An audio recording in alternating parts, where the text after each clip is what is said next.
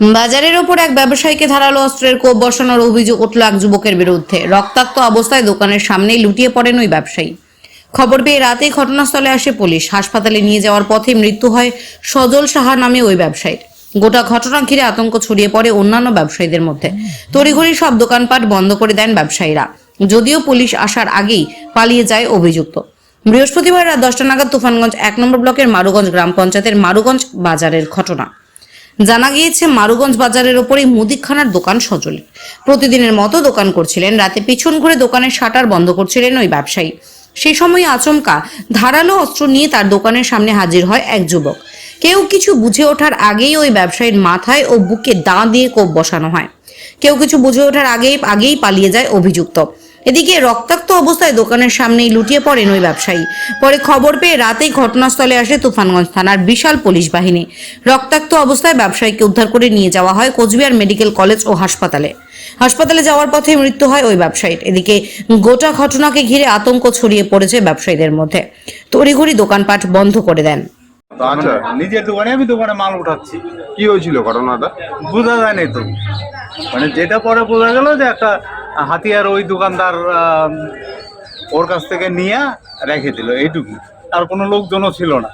এমনি দেখেননি কি হয়েছিল ঘটনাটা? না, বুঝতে বললাম যে আমার মাল, কিছু মাল বাইরে থাকে, তো ওই মালটাকে নিয়ে আমি ঘরের ভিতরে উঠাচ্ছি।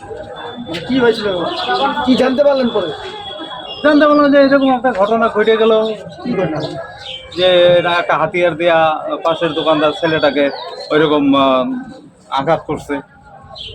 এইটাই তো, আমরা তো তিনটা চারটে দোকানদারই নামে আসছে। তারপরে কিছু লোকজন রোডে ছিল, ওরা চলে আসে জিনিসটাকে।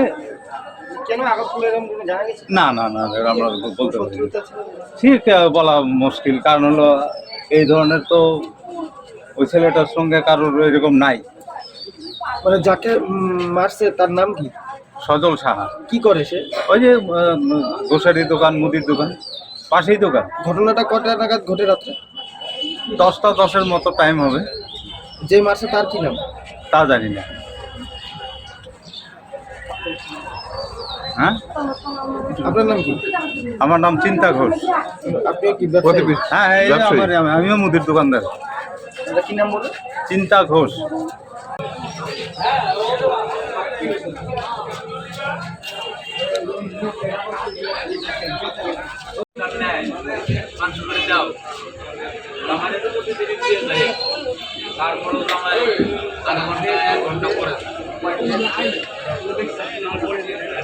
কি করে আমি তো এই মালগুলো